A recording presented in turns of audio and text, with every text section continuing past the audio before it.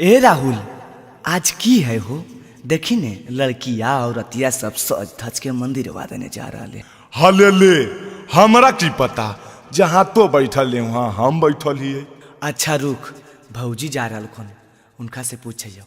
ए भौजी, अजी ए भौजी, की देवर जी अजी कहाँ जा रहा हो इतना सज धज के जी? अजी तोहरा नहीं पता है को, आज सावन के पहला सोमवारी है ना, तो जा रहली हो मंदिर पे पूजा करे। तोहर कन्हैया भी तो जाइए रहल हो।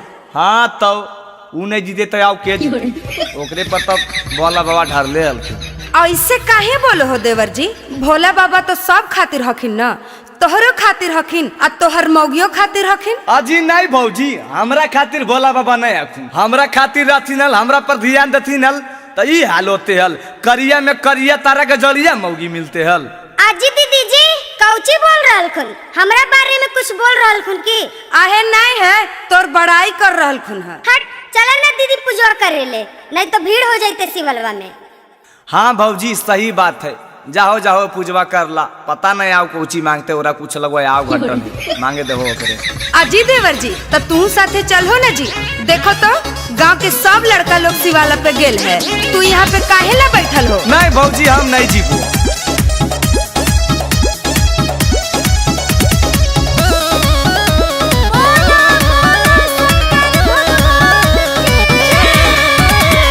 काहे देवरू कइले हो मुहमा मलिन, पूजा पाठ के पहले हल सबखीन। अजी पहले हलिए तो हलिए। अजी काहे देवरू कइले हो मुहमा मलिन, पूजा पाठ के पहले हल सखीन। कि पूरा भेले हमारे आस फेरो बरात धैली। ए भौजी की जी सावन के साभे हम सोमरिया कलिए, तब मौगी करिया पलिए।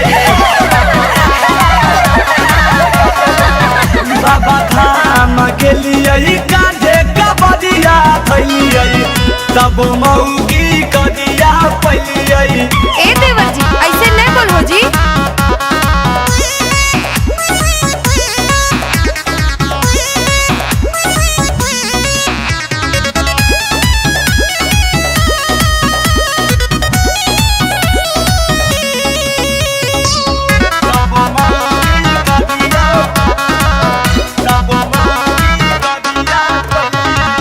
तोहरा से बेसी तोहर मौगिए हो साफ जी, तब काहे करो हो देवरू बैठक के बिलाप जी।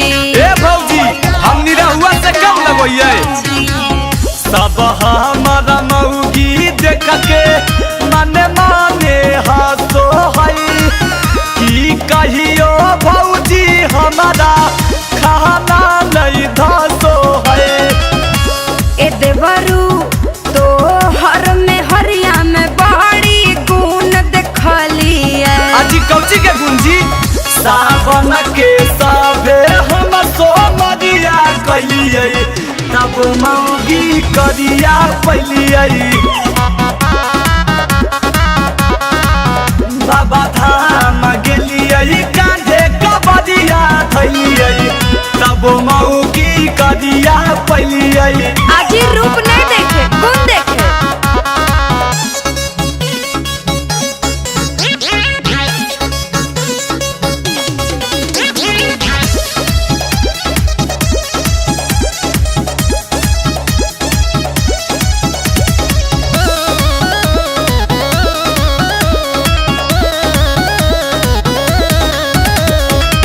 हर सावन ढारो हलिए जाके देव घर जाल जी, तब नहीं मानल कि न भोला हमारा कहल जी।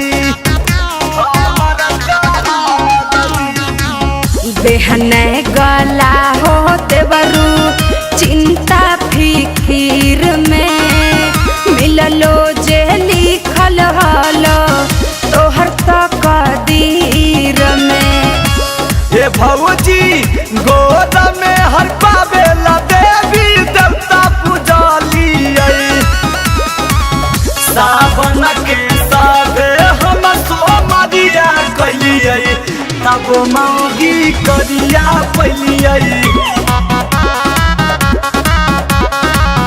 बाबा धाम गेलियई कांधे कबरिया धैलियई तब मौगी करिया पलियई